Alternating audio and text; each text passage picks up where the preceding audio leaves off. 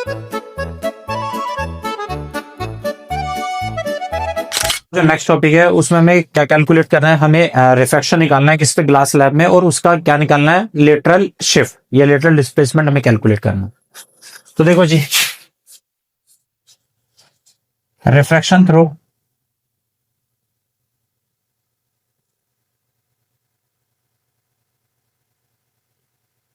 Glass slab, और किसके लिए निकाल रहे हैं, फॉर लेटरल शिफ्ट।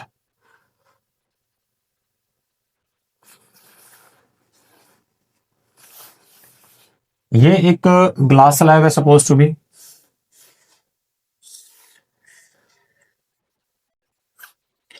और ये ग्लास स्लैब की क्या है, थिकनेस है। एक बात मैं बहुत क्लियर बता दूं कि हमें बहुत मिसकंसेप्शन होते हैं कि ग्लास स्लैब की थिकनेस बेसिकली क्या होती है। तो हमें पता है ये लेंथ है, ये इसकी ब्रेथ है, और ये इसकी डेप्थ है। इस डेप्थ को बहुत से बच्चे ऐसे कंसिडर करते हैं कि ये इसकी थिकनेस है। थिकनेस ये नहीं होती बेटे, थिकनेस क्या होती है, इसकी ये ब्रेथ होती है, जिसके अलोंग इंसिडेंट रे क्या होती है, पास होती है। थिकनेस क्या होती है, तो थिकनेस ये नहीं होती बेटे, थिकनेस क्या होती है, इसकी ब्रेथ को थिकनेस बोलते हैं। ठीक, तो T is basically what, T के बारे में बात करें तो टी इज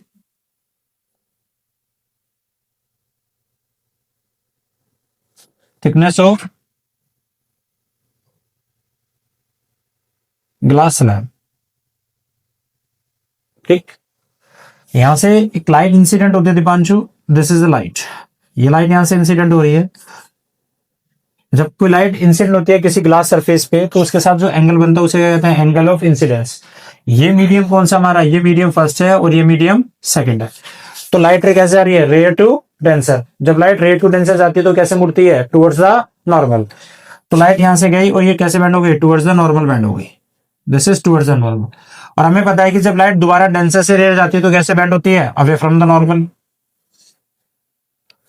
एक्चुअली में लाइट रे का जाने का रास्ता कौन सा था, तो लाइट कैसे जाना चाह रही थी, बिल्कुल स्ट्रेट सीधा। लेकिन उसके बीच में हमने क्या करा है, एक मीडियम को प्लेस कर दिया, दिस इज स्लैब। उस स्लैब की वजह से इस रे ने जो सीधा जा रही थी उसने अपने पाथ को बदल लिया। इस इंसिडेंट रे से इस reflected ray, this is reflected ray, इनके बीच का जो परपेंडिकुलर डिस्टेंस है दिस इज कॉल्ड क्या, लेटरल शिफ्ट। ये वाला जो डिस्टेंस है, ये वाला जो यहां से तक का डिस्टेंस है, this distance is known as क्या, लेटरल शिफ्ट। इसको एक नाम दिया हमने ए, इसको एक नाम दिया हमने बी, इसे एक नाम दिया सी, और इस वाले ये वाला जो ना, इसको यहां से अगर मैं बढ़ा लूं तो इसको एक नाम दिया हमने एम। तो जो ए बी है दिस इज कॉल्ड क्या, लेटरल शिफ्ट या लेटरल डिस्प्लेसमेंट क्या देखो। तो लेटरल डिस्प्लेसमेंट है क्या, तो यहां से अगर मैं लिखूं तो ए बी रिप्रेजेंट, इसको हम एक्स मान सकते हैं, दिस इज नोन एज क्या, लेटरल शिफ्ट या लेटरल डिस्प्लेसमेंट। और हमेशा ध्यान रखना लेटरल शिफ्ट होता क्या है, it is the perpendicular distance, it is the perpendicular distance between the incident ray and the refracted रे थ्रू द ग्लास स्लैब। ये डिस्टेंस कितना है, दिस इज एक्स। ये वाला डिस्टेंस हमें कैलकुलेट करना। तो मेरा एक बहुत छोटा सा क्वेश्चन आप सबसे ये है कि आप मुझे बता सकते हो कि ये लेटरल शिफ्ट मैक्सिमम कब हो सकता है। अगर मैं एक स्पेशल केस की बात करूं, स्पेशल केस, तो क्या आप मुझे बता सकते हैं आप में से कोई लेटरल शिफ्ट मैक्सिमम कब हो सकता है, तो यस। तो आंसर है, आपको पता है कि ये लेटरल शिफ्ट किस पर डिपेंड कर रहा है, इस फंक्शन पे तो डिपेंड कर रहा है, ट्रिग्नोमेट्रिक फंक्शन पे। तो अगर मैं बात करूं कि भैया लेटरल शिफ्ट मैक्सिमम कब होगा, तो लेटरल शिफ्ट मैक्सिमम तभी हो सकता है इफ साइन आई की वैल्यू कितनी हो जाए, 1। और 1 वैल्यू कब होगी बेटे, जब थीटा कितना होता है, 90। तो आई साइन से साइन चला गया, तो जब मेरा एंगल ऑफ इंसिडेंस कितना बन जाए, 90 डिग्री का अगर बन जाता है, तो उस कंडीशन में हम ये बोलेंगे कि हमारा एंगल आई, अगर मेरा इंसिडेंट एंगल 90 डिग्री का बन गया, व्हाट इज मीन बाय, इसका मतलब ये हुआ कि हमारा जो लेटरल शिफ्ट होगा वो कैसा होगा, मैक्सिमम होगा। इसका मैं एक डायग्राम बना के दिखाता हूं और आपको समझ में आएगा इसका मतलब क्या है। Suppose to be a slab, अगर मैं यहां से एक लाइट को इंसिडेंट करता हूं और यहां से लाइट पड़ती है, तो ये क्या है, एंगल ऑफ इंसिडेंस है ना बेटे। हमें एक बहुत बेसिक सी बात पता है कि जब लाइट एक मीडियम से दूसरे मीडियम में जाती है और दोबारा अपने मीडियम में वापस आती है, तो इस वाले एंगल को हम क्या कहते हैं, angle of emergence. Angle of incident किसके इक्वल होता है, एंगल ऑफ इमरजेंस के इक्वल होता है। ये इंसिडेंट रे जब नॉर्मल के साथ जो एंगल बनाती है वही angle same emergent ray normal के साथ बनाती है। We have already prove. तो मतलब सेम मीडियम बनने वाले एंगल कैसे रहते हैं, इन दोनों में सेम रहते हैं।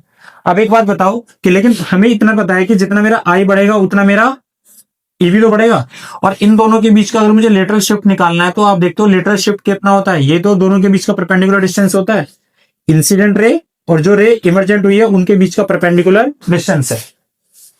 ठीक, अब एक बात थोड़ा सा ध्यान से देखना है इसमें कि अगर मैं तुमसे कहता हूं कि ये मेरी स्लैब है, this is suppose to be slab, और ये एक नॉर्मल है, ये बहुत क्वेश्चन हम देख तो लेते हैं इसको कि इसका मतलब क्या है। हाई पे अगर मेरा इंसिडेंट एंगल 90 हो गया तो मेरे इनके बीच का डिस्टेंस कितना हो जाएगा, तो मेरा जो मैक्सिमम, ये क्या, थिकनेस ऑफ स्लैब, तो हमें पता है कि अगर मेरा एंगल ऑफ इंसिडेंट अगर 90 डिग्री का हो गया तो उस कंडीशन में मेरा शिफ्ट कैसा होगा, मैक्सिमम, लेकिन कितना होगा, तो यहां पर अगर मैं आई की वैल्यू 90 पुट कर दूं तो साइन 90 की वैल्यू कितनी होती है बेटे, तो आंसर है साइन 90 की वैल्यू होती है 1, और कोस 90 की वैल्यू कितनी होती है 0, तो इसका मतलब ये पूरी वैल्यू तो 0 हो गई, तो इसका मतलब मेरा जो मैक्सिमम डिस्प्लेसमेंट है एक्स वो कितना बचेगा, मिलेगा मुझे, इज इक्वल टू टी। तो इसका मतलब मैक्सिमम जो लेटर शिफ्ट हो सकता है वो थीटा कितने पे मिलता है, 90 डिग्री पे मिलता है।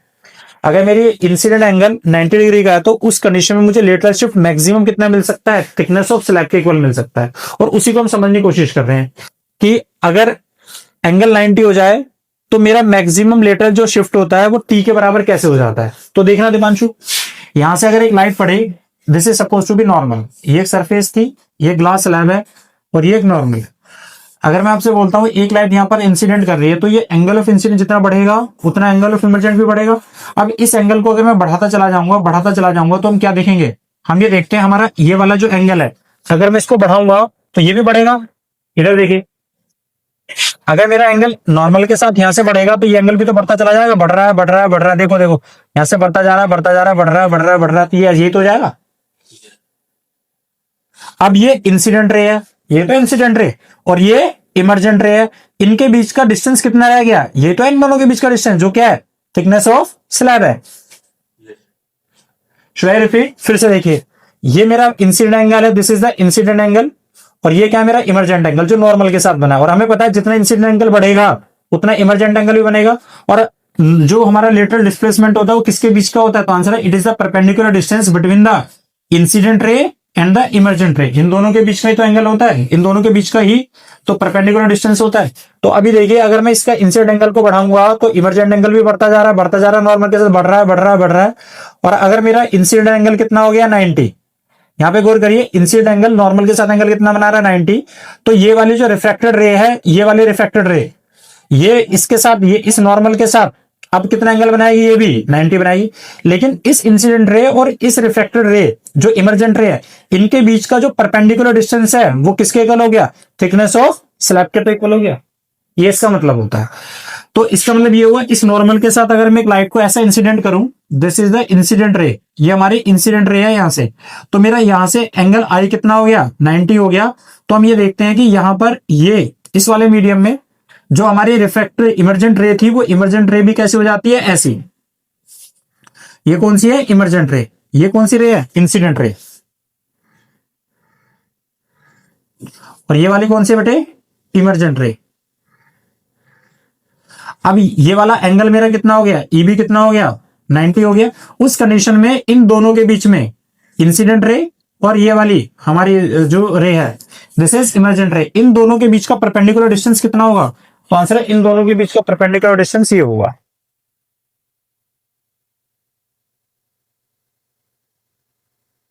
ये तो परपेंडिकुलर डिस्टेंस है इमरजेंट और इंसिडेंट, तो ये डिस्टेंस कितना है, तो आंसर ये होता है लेटर डिस्प्लेसमेंट, और अभी किसके इक्वल है, this is equal to thickness of slab. Clear? That means angle of incidence is 0 degree. So here light travel straight in glass slab without any bending or refraction. Now change the direction of laser beam and increase the angle of incidence. You will observe a slight bending of laser beam towards the normal in the glass slab. Increase the angle of incidence further and you can see the amount of bending of laser beam also increases. Observe the refraction of laser beam through a